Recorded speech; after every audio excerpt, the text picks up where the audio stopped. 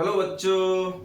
तो आज हम लोग जो है ना कुछ इंपॉर्टेंट ऑब्जेक्टिव कराने जा रहे हैं, तो आप लोग जो है ना थोड़ा ध्यान से देखिएगा।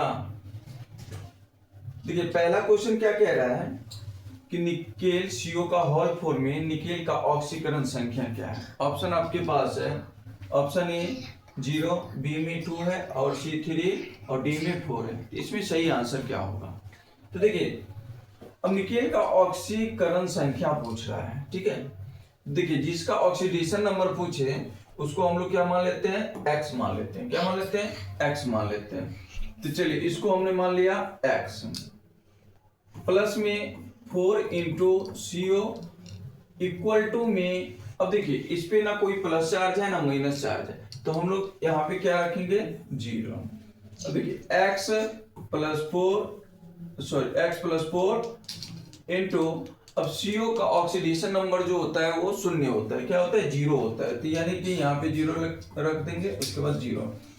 अब यहाँ से क्या आ जाएगा x इक्वल टू 0, तो यानी कि हमारा सही आंसर क्या हो जाएगा 0, यानी ऑप्शन ए हमारा सही आंसर है। ठीक है, ऑप्शन ए क्या है, सही आंसर है। नेक्स्ट क्वेश्चन पे हम लोग चलते हैं।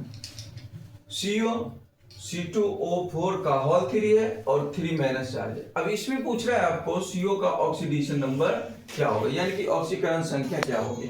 तो ऑप्शन +2 है, बी में -2 है, सी में +3 है और डी में -3 है। तो इसमें से सही आंसर क्या होगा?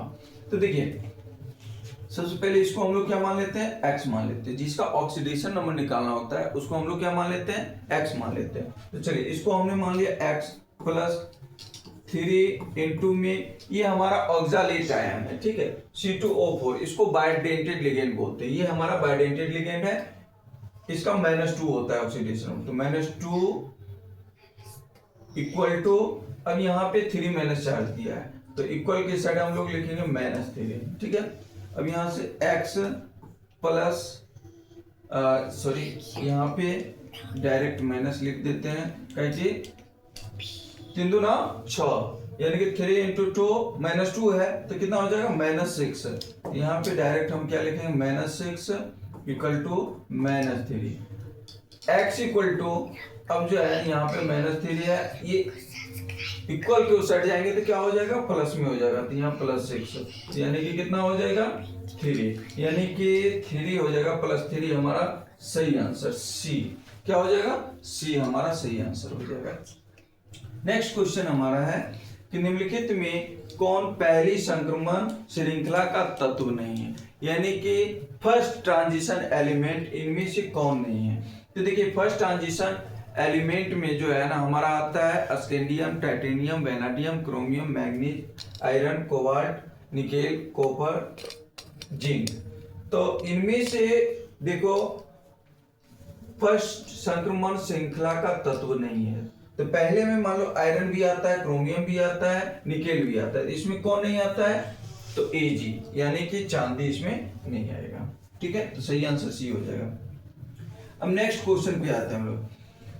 HCOOH का IUPAC नेम है, ये हमारा इसका जो है ना कॉमन नेम होता है फॉर्मिक एसिड, इसको हम लोग क्या बोलते हैं, फॉर्मिक एसिड बोलते हैं। लेकिन पूछ रहा है IUPAC नेम क्या होगा, तो IUPAC नेम जैसे कि ये हमारा फॉर्मिक एसिड है, मेथेनोइक एसिड है, एसिटिक एसिड है, और डी में है एसिटिक एसिड C में है, डी में हमारा इथेनोइक एसिड है।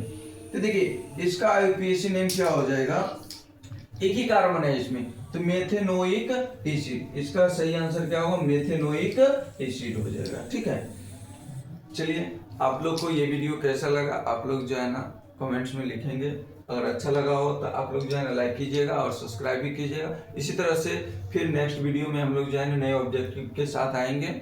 ठीक है, थैंक यू।